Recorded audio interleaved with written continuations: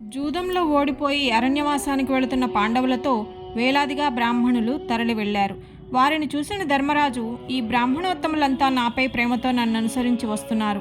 ఈ వనవాస సమయంలో నేను వీరికి అన్నం పెట్టలేకపోతున్నానే అనగా, ధౌమిల వారు ఈ సృష్టి ప్రారంభమైన కొత్తలో ప్రాణికోటి ఆహారం లేక అలమటిస్తుంటే సూర్యభగవానుడు ప్రాణికోటిపై దయతో భూసారాన్ని గ్రహించి మేఘరూపాన్ని ధరించి ఓషధులన్నింటినీ ప్రోగు చేసి చంద్రకిరణాల ద్వారా ఆ ఓషధుల్ని శుద్ధి చేసి వాటి నుండి అన్నాన్ని పుట్టించారు.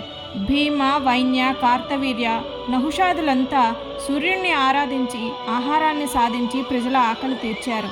కాబట్టి సూర్యుణ్ణి ప్రార్థించు అని చెప్పి అభీష్ట సిద్ధి కోసం ఆ మంత్రాన్ని ధర్మరాజుకు ఉపదేశించాడు. ధర్మరాజు గంగాజలాలలో నిలబడి నిష్ఠతో సూర్యభగవానుని గురించి తపస్సు చేశాడు. సూర్యభగవానుడు ప్రత్యక్షమై, ధర్మరాజా, నీ తపస్సుకు మెచ్చాను.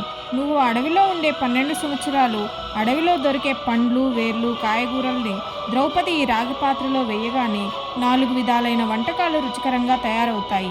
ఇదే అక్షయ పాత్ర అని చెప్పి దాన్ని వారికి ప్రసాదించారు.